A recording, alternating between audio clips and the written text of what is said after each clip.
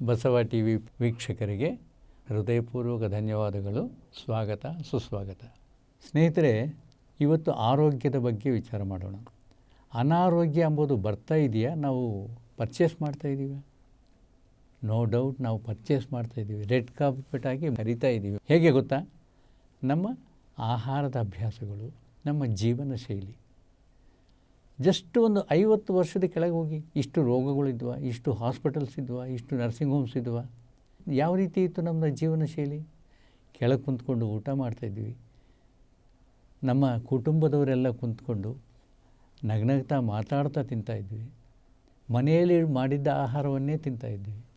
ಇವತ್ತು ಎಲ್ಲ ಪ್ಯಾಕಿಂಗ್, ಏನು ಬೇಕಂದ್ರೂ ಪ್ಯಾಕಿಂಗ್ ತರಿಸೋದು. ಏನಿದೆ ಅದರಲ್ಲಿ? ಜಂಕ್ ಫುಡ್ ಅಂತ ನಾವೇ ಹೇಳ್ತೀವಿ, ಆದರೂ ತಿಂತೀವಿ. ಏನಾಗ್ತಾಯಿದೆ? ಆ ಜಂಕ್ ಫುಡ್ ಎಂಬುದು ಸ್ವಲ್ಪ ಟೇಸ್ಟಿಗೆ ಬರೋದಕ್ಕೆ ಅಜಿನೋಮೋಟೊ ಎಂಬ ಒಂದು ವಿಷ ಪದಾರ್ಥವನ್ನು, ಸ್ಲೋ ಪಾಯ್ಸನ್ನು ಆ್ಯಡ್ ಮಾಡ್ತಾಯಿದ್ದಾರೆ. ಏನದು ಅಜಿನೋಮೋಟೊ ಎಂಬುದು? ಜಸ್ಟ್ ಒಂದು ಉಪ್ಪು ಖಾರದ ಥರ ಅದನ್ನು ಹಾಕಿದರೆ ಟೇಸ್ಟ್ ಹೆಚ್ಚಿಗೆ ಬರುತ್ತೆ. ಮತ್ತು ನಮ್ಮ ಅಜ್ಜಿ ಅಮ್ಮವರು ಮೊದಲನೇ ಕಾಲಕ್ಕೆ ಹಾಕ್ತಾಯಿದ್ರು ಇಂಥದ್ದೆಲ್ಲ ಇಲ್ಲ. ಕೇವಲ ಕೈವಾಡದಿಂದ ಎಲ್ಲ ಪದಾರ್ಥಗಳು ರುಚಿಯಾಗಿರ್ತಾಯಿದ್ವು.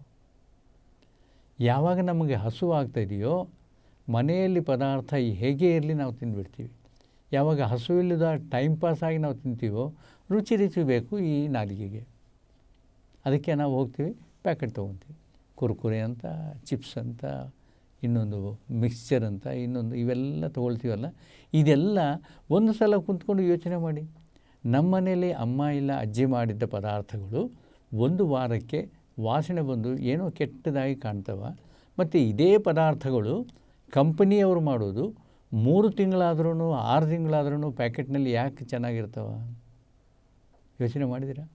ಪ್ರಿಸರ್ವೇಟಿವ್ಸ್ ಹಾಕ್ತಾಯಿದ್ದಾರೆ, ಟೇಸ್ಟ್ ಬರೋದಕ್ಕೆ ಅಜಿನೋಮೋಟೊ ಹಾಕ್ತಾಯಿದ್ದಾರೆ, which is a slow poison. If you eat, ನೀವು ಒಂದು ವೇಳೆ ಒಂದು ಪದಾರ್ಥವನ್ನು ಕಂಟಿನ್ಯೂಸ್ ಆಗಿ 1 ವಾರ 10 ದಿವಸ ಬಳಸಿದರೆ ಏನಾಗುತ್ತೆ ಎಂಬುದು ನಿಮಗೆ ಗೊತ್ತಾಗುತ್ತೆ. ಎಷ್ಟೋ ವಿಡಿಯೋಗಳು ಬರ್ತಿದ್ದಾವೆ ಅಸಹ್ಯ ಮಾಡ್ಕೊಳ್ಳೋಕ್ಕೆ ಇಂಥವೆಲ್ಲ. ಮುಖ್ಯವಾಗಿ ಪಾನಿಪುರಿ. ಈಗ ಒಂದು ಸಣ್ಣ ಉದಾಹರಣೆ ಹೇಳ್ತೀನಿ. ಒಳ್ಳೆ ಪಾಶ್ ಫ್ಯಾಮಿಲಿ, ರಿಚ್ ಫ್ಯಾಮಿಲಿ, ಅವ್ರ ಮನೆಯಲ್ಲಿ ಎಲ್ಲ ಡೈನಿಂಗ್ ಟೇಬಲು ಎಲ್ಲ ಚೆನ್ನಾಗಿರುತ್ತೆ, ಆಹಾರ ಪದಾರ್ಥಗಳನ್ನ ಇಟ್ಟಿರ್ತಾರೆ. ಒಂದು ಚಪಾತಿ ಇದೆ. ಈ ರೀತಿ ಬಡಿಸ್ಕೊಳ್ಳೋಕ್ಕೆ ಎಡಗೈ ತಗಲಿಸ್ಬಾರ್ದು ಅಂಥೇಳಿ ಪಕ್ಕಡಿ ಹಿಡ್ಕೊಂಡು ಅದನ್ನು ತಗೊಂಡು ಹಾಕ್ತಾರೆ, ಸ್ಪೂನ್ನಲ್ಲಿ ತಿಂತಾರೆ. ಇದೇ ಫ್ಯಾಮಿಲಿ ಕಾರಲ್ಲಿ ಹೋಗಿ ಚರಂಡಿ ಬಾಗಿಲಿಗೆ ನಿಂತಿದ್ದ ಮನುಷ್ಯ ಪಾನಿಪುರಿ ಮಾಡ್ತಾಯಿದ್ರೆ ಅವನು ಆ ಪಾನಿಯನ್ನು ಆ ಪೂರಿಯಲ್ಲಿ ಹೀಗೆ ತಗೊಂಡು ಹೀಗೆ ಒರೆಸ್ಕೊಂಡು ಹೀಗೆಲ್ಲ ನಿಮಗೆ ಕೊಟ್ಟರೆ ಲಟ ಹಾಕ್ತಾಯಿದ್ವಿ. ಯಾಕೆ? ಟೇಸ್ಟ್ ಇದೆ ಅಂಥೇಳಿ. ಟೇಸ್ಟ್ ಯಾಕೆ ಬಂತು? Because of Ajinomoto. ಮತ್ತು ಮನೆಯಲ್ಲಿ ಅಷ್ಟು ಪ್ಯೂರಿಫೈಡ್ ಆಗಿ ನಾವು ಹೈಜೆನಿಕ್ಕಾಗಿ ನಾವು ನೋಡಿಕೊಳ್ಳೋ ಮನುಷ್ಯರು ಇಲ್ಲಿ ಬಂದು ಅವನ ಕೈಲಿಂದ ದೇವಿ ಎಲ್ಲ ಕೊಡ್ತಾಯಿದ್ರೆ ನಾವು ಲಟ ಹಾಕ್ತಾಯಿದ್ರೆ ಏನು ಬರುತ್ತೆ? ಅದು ಬೇಕಾಗಿದೆಯಾ ಇದು? ಮನೆಯಲ್ಲಿ ಕುಂತಿದ್ದೆ ಸಾಫ್ಟ್ವೇರ್ ಇಂಜಿನಿಯರ್ಸ್ ಮುಖ್ಯವಾಗಿ, ಅವ್ರಿಗೆ ಪಾಪ ಟೈಮ್ ಇರೋದಿಲ್ಲ, ಫೋನ್ ಮಾಡ್ತಾರೆ, ಏನಿದೆ ಬಿಸಿ ಯಾವುದೋ ಒಂದು ಹೇಳ್ತಾನೆ, ಆರ್ಡರ್. ಅವನು ಆ ಪದಾರ್ಥ ಮುಂದಿನ ದಿವಸದ್ದು 3 ದಿವಸದ್ದು ಬಿಸಿ ಮಾಡಿ ಕೊಟ್ಟರೆ ನಮಗೆ ಹಸುವೈತೆ ಅಂತೇಳಿ ಏನು ಅಂದ್ಕೊಳ್ಳಿಲ್ಲಂಗೆ ತಿಂದುಬಿಡ್ತೀವಿ. ಅದರದ್ದು ಪರಿಣಾಮ ನಿಧಾನವಾಗಿ ತೋರಿಸುತ್ತೆ. ಯಾಕೆ? ನಮಗೆ ಆ ಟೈಮಿಗೆ ನಮ್ಮ ಶರೀರದಲ್ಲಿರುವ ಶಕ್ತಿ, ಟಾಲರೆನ್ಸ್ ಪವರ್ ಹೆಚ್ಚಿಗೆ ಇದೆ, ಏನೂ ಆಗಲ್ಲ. ಅದೇ ಒಂದು ನೆಗೆಟಿವ್ ಡಿಪಾಸಿಟ್ ಆಗಿ ಒಂದು ವಾರ, ಒಂದು 10 ದಿವಸ, ಒಂದು ತಿಂಗಳು, 2 ತಿಂಗಳು ಅವ್ರ ಬಾಡಿಗೆ ತಕ್ಕಂಗೆ ಅದರದ್ದು ಪರಿಣಾಮ ಖಂಡಿತ ತೋರಿಸುತ್ತೆ. ಅವಾಗೇನೋ ಹೊಟ್ಟೆ ನೋವು, ಹೋಗ್ತೀವಿ ಡಾಕ್ಟ್ರ್ ಹತ್ರ, ಅವನಿಗೆ ಗೊತ್ತಾಗಲ್ಲ. ಟ್ರಯಲ್ ಆ್ಯಂಡ್ ಎರರ್ ಮೆಥಡ್, ಒಂದು ಟ್ಯಾಬ್ಲೆಟ್ ಕೊಡೋದು, ಕಡಿಮೆ ಆಗಿಲ್ಲ ಇನ್ನೊಂದು ಹೈ ಡೋಸ್ ಕೊಡೋದು.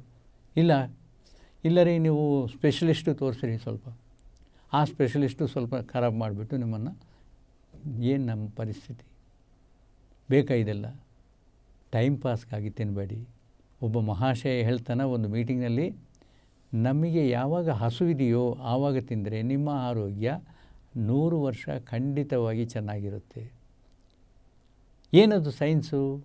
ನೀವು ಆಹಾರ ತಗೊಂಡಿದ್ದೀರಿ, ಅದು ಪಚನ ಆಗಬೇಕಲ್ಲ ಪೂರ್ತಿಯಾಗಿ. ಎಷ್ಟು ಟೈಮ್ ಹಿಡಿಯುತ್ತೆ? ಒಂದು 4-5 ಗಂಟೆ ಹಿಡಿಯುತ್ತೆ. ಮತ್ತು 4-5 ಗಂಟೆಯಲ್ಲಿ ನೀವು ತಿಂದಿದ್ದ ಒಂದು ಗಂಟೆ ಆದಮೇಲೆ ಅದು ಪಚನವಾಗ್ತಾಯಿದೆ.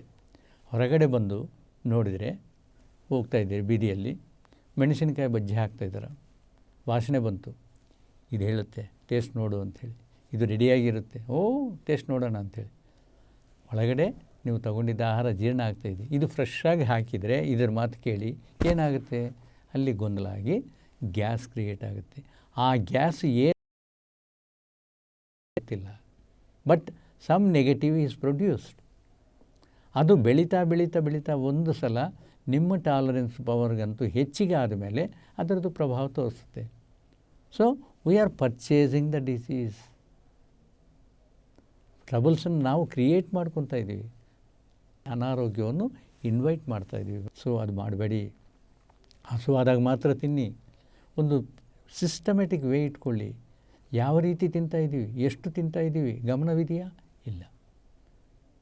ಅದೇ ನಾವು ಕೆಳಗೆ ಕುಂತ್ಕೊಂಡು ತಿಂದರೆ ನಮಗೆ ಜಸ್ಟ್ ಹೊಟ್ಟೆಯಲ್ಲಿ ಈ ರೀತಿ ಬರೋದೆ ಸಾಕಪ್ಪ ಅಂಬೋದು ಮೆದುಳಿಗೆ ಒಂದು ಸಿಗ್ನಲ್ ಹೋಗುತ್ತೆ, ಸ್ಟಾಪ್ ಮಾಡ್ತೀವಿ. ಎಷ್ಟು ಬಡಿಸ್ಕೋಬೋ ಅಷ್ಟೇ ಬಡಿಸ್ಕೊತೀವಿ. ಅದೇ ನೀವು ಡೈನಿಂಗ್ ಟೇಬಲ್ ಮೇಲೆ ಬನ್ನಿ, ಇಲ್ಲಿವರೆಗೆ ತಿಂತೀವಿ.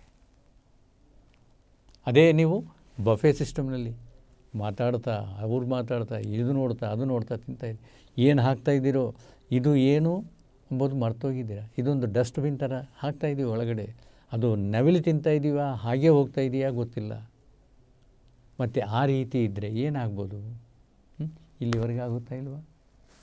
ಒಂದು ಉದಾಹರಣೆ, ಮತ್ತು ನಾನು ಅದೇ ಹೇಳೋದು, ಏನು, ಒಂದು ನಿಮ್ಮ ಮನೆಯಲ್ಲಿ ಮಿಕ್ಸಿ ಇದೆ, ಅರ್ಧ ಹಾಕಿ ಗ್ರೈಂಡ್ ಮಾಡೋದಕ್ಕೆ ಮಿಕ್ಸ್ ಮಾಡಿ ಸ್ಟಾರ್ಟ್ ಮಾಡಿ, ಚೆನ್ನಾಗಿ ತಿರುಗುತ್ತೆ. ಅದೇ ಮುಕ್ಕಾಲ್ವರೆಗೂ ಹಾಕಿ ಸೌಂಡ್ ಬರುತ್ತೆ, ಸಿಗ್ನಿಫಿಕೆನ್ಸ್ ಏನು, ನನಗೆ ಭಾರ ಜಾಸ್ತಿ ಆಗಿದೆ ಅಂದೇಳಿ. ಅದೇ ಫುಲ್ ಹಾಕಿದರೆ ತಿರುಗೋದೇ ಇಲ್ಲ. ಮತ್ತು ನಿಮ್ಮ ಶರೀರ ಕೂಡ ಅದೇ ಮಿಕ್ಸಿ ಥರ ಅಲ್ವಾ? ನೀವು ಇಲ್ಲಿವರೆಗೆ ತಿಂದಿದ್ದೀರಿ, ಸಂಪೂರ್ಣವಾಗಿ ಆರಾಮಾಗಿ ಜೀರ್ಣವಾಗುತ್ತೆ. ಇಲ್ಲಿವರೆಗೆ ಕಷ್ಟವಾಗಿ ಜೀರ್ಣ ಆಗುತ್ತೆ. ಇಲ್ಲಿವರೆಗೆ ತಿಂದರೆ ಅನಾರೋಗ್ಯ ಸ್ಟಾರ್ಟ್ ಆಗುತ್ತೆ. ಏನು, ಇಮಿಡಿಯೇಟ್ಲಿ ಒಂದು ಗಂಟೆ ಆದಮೇಲೆ ಬರ್ತಾಯಿದ್ದಾವ ಇಲ್ವ, ಅನಾರೋಗ್ಯ ಸ್ಟಾರ್ಟ್ ಆಯಿತು. ಮತ್ತು ಅದಕ್ಕೇನು ಮಾಡಬೇಕು? ಏನೋ ನಮ್ಮ ಪ್ರಕೃತಿ ನಿಯಮವಾಗಿದ್ದ ಆಯುರ್ವೇದ ಸಿಸ್ಟಮ್ನಲ್ಲಿ ಏನು ಮಾಡಬೇಕು ಅದು ಮಾಡಲಿಲ್ಲದೆ ಅಂಗಡಿಗೆ ಹೋಗ್ತೀವಿ, ಡೈಜಿನ್ ಕೊಡಿ, ಇನ್ನೊಂದು ಕೊಡಿ, ಡೈಜೆಷನ್ ಆಗಿಲ್ಲ ರೀ ಅಂತಂದರೆ ಅವನು ಯಾವುದೋ ಕೊಡ್ತಾನೆ, ಅದು ಹಾಕ್ಯಂತೀವಿ. ಇದಕ್ಕೆ ಸರಿನಾ? ಯಾಕೆ ಒಂದು ಸ್ವಲ್ಪ ವಾಮು ಇದರಲ್ಲಿ ಹಾಕ್ಕೋಬಾರ್ದು ಬಾಯಲ್ಲಿ? ಇಮಿಡಿಯೇಟ್ಲಿ ನಿಮಗೆ 10 ಮಿನಿಟ್ಸ್ನಲ್ಲಿ ರಿಲೀಫ್ ಆಗುತ್ತಲ್ಲ. ತಿನ್ನೋದು ಇಲ್ಲಿವರೆಗೆ ತಿನ್ನೋದು ರಾಂಗು, ಮತ್ತು ಅದಕ್ಕೆ ಮೆಡಿಸಿನ್ ತೊಗೊಳ್ಳೋದು ಇನ್ನೊಂದು ರಾಂಗು. ಈ ರೀತಿಯಲ್ಲಿದ್ದರೆ ನಿಮ್ಮ ಆರೋಗ್ಯ ಏನಾಗಬೇಕು?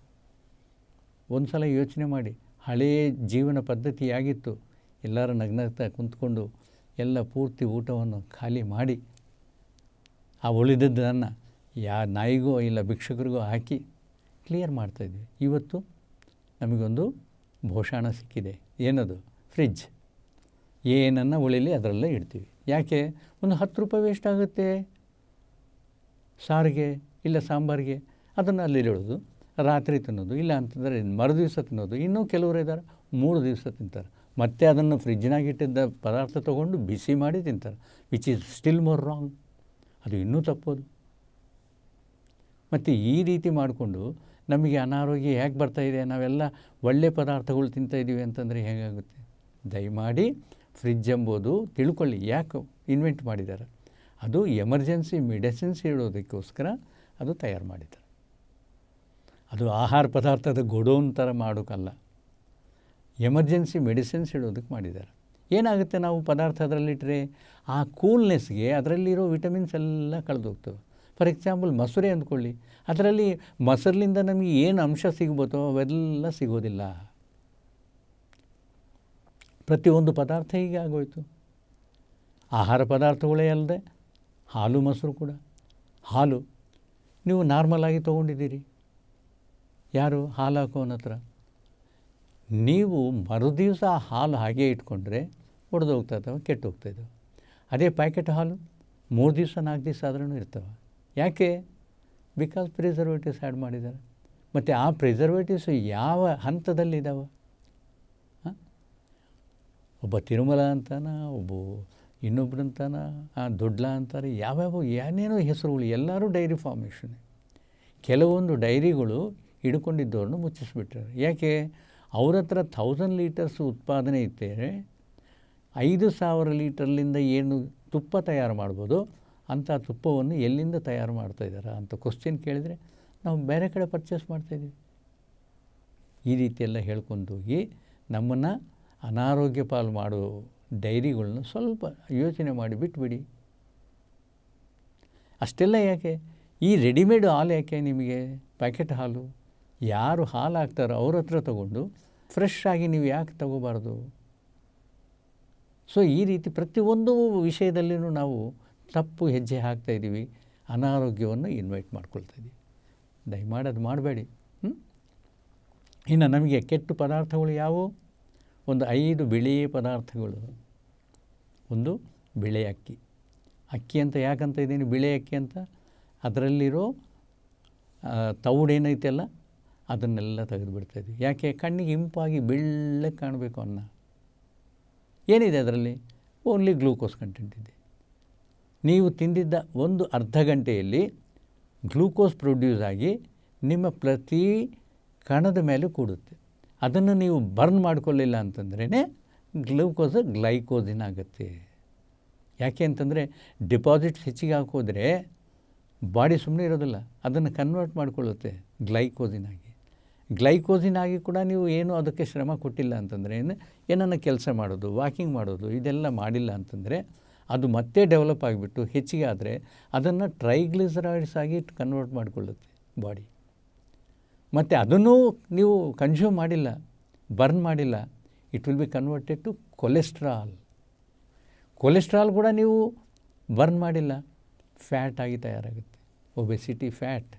ಯಾವಾಗ ಫ್ಯಾಟ್ ತಯಾರಾಗಿದೆಯೋ ನಿಮ್ಮ ಬಾಡಿಯಲ್ಲಿ ರೆಸಿಸ್ಟೆನ್ಸ್ ಪವರ್ ಎಂಬುದು ಹೋಯಿತು, ತಟ್ಕೊಳ್ಳೋ ಶಕ್ತಿ ಹೋಗುತ್ತೆ.